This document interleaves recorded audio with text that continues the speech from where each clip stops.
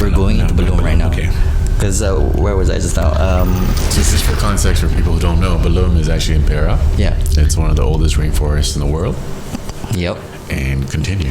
And in that oldest rainforest in the world is where we do our expeditions and our camping stuff. Sorry, you both were in this company? Yeah, we both were cool for all right.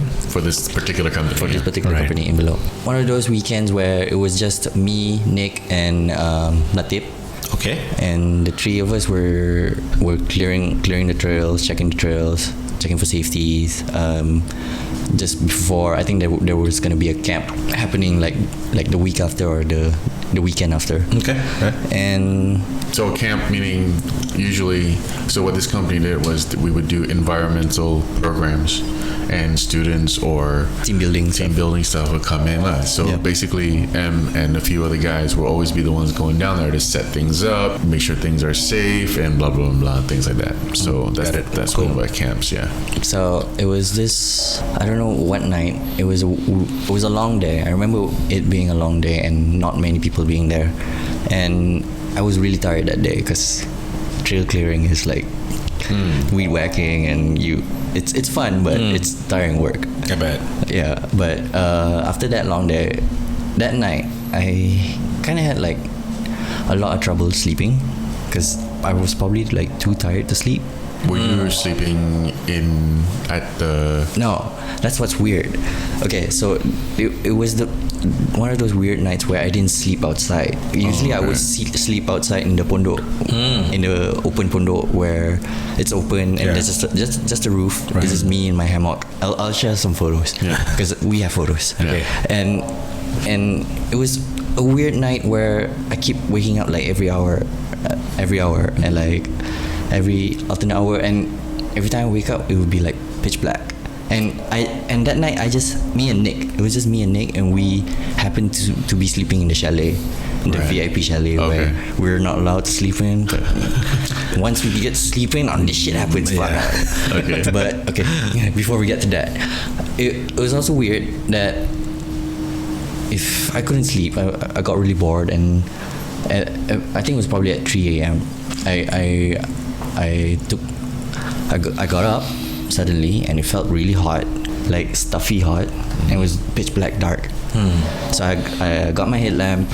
I was like, I'm already awake.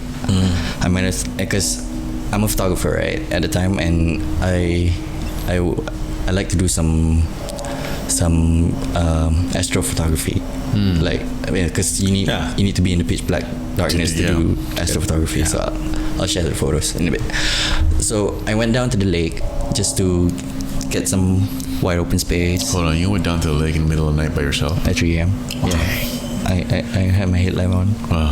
Well, that was accompanying me, and I wasn't thinking much of it because we had fun there, and the shit. True. It's a very comfortable place. But I didn't think it would happen to me there, because I think it's also okay. Before I get to spoilers, so I went down, took some photos, got some nice shots, but I couldn't find because you would go for the Milky Way, right, for astrophotography, and at the time I didn't have my star tracker, so I was just winging it, just shoot whatever, see if I could get some stars.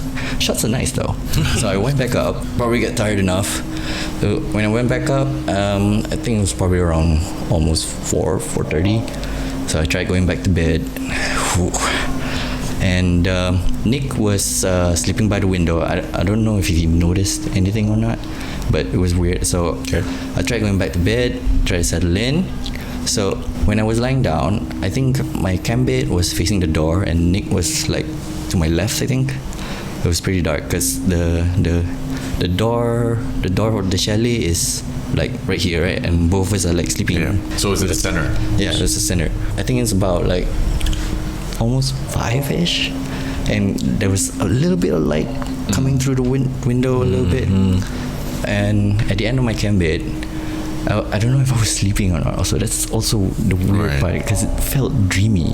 It felt like I was in and out, and then I started seeing a head like slowly coming out. Shut your mouth. Like I don't know if my eyes are properly open or not.